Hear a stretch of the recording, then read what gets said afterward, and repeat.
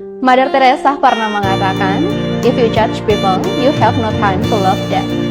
Jika kamu menghakimi orang lain, kamu tidak akan punya waktu untuk mengasihi mereka.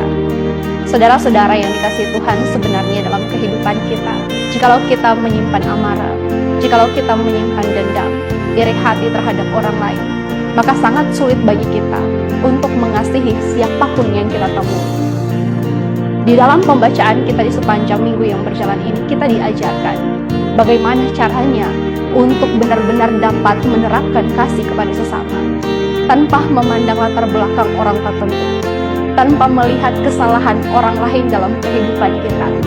Karena ada satu ungkapan yang mengatakan, jikalau kita mengasihi orang yang mengasihi kita, maka orang jahat pun bisa melakukannya. Tapi jikalau kita mengasihi orang yang tidak mengasihi kita, maka itu adalah kekristenan yang sejati. Seperti halnya yang dilakukan oleh orang Samaria yang murah hati. Ketika ia membantu seseorang yang sudah tergeletak tidak berdaya di tengah jalan, dia tidak tanya terlebih dahulu, dia umat apa? Dia kaum dari mana? Punya salah atau tidak? Tetapi dia langsung menunjukkan belas kasihan yang begitu besar. Dan sebenarnya sikap inilah yang betul-betul diinginkan oleh Tuhan untuk kita lakukan.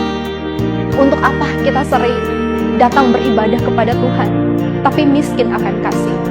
Seperti halnya imam dan juga orang Lewi yang melewati orang yang telah sengsara itu. Mereka hanya lewat begitu saja, tanpa ada keinginan untuk membantu, karena buru-buru untuk melakukan tugas mereka di Bait Allah. Tapi, apa gunanya semuanya itu, saudara?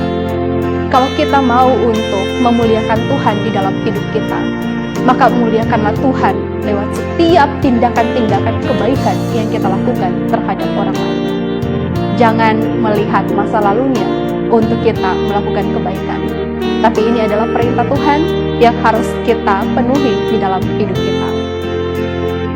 Sebuah ungkapan dari Mahatma Gandhi, dia mengatakan seperti ini, tindakan kebaikan sederhana, gemanya lebih kuat dibandingkan dengan 1000 kepala yang menunduk dan berdoa. Perbuatan yang nyata itu lebih baik dibandingkan hanya dengan 1000 kata-kata. Maka lakukanlah iman kita lewat tindakan kita, dan jangan hanya kita melakukan segala sesuatu untuk kepentingan diri sendiri, karena kita hidup untuk mengasihi satu dengan yang lain. Tuhan Yesus memberkati kita, saudara-saudara. Amin.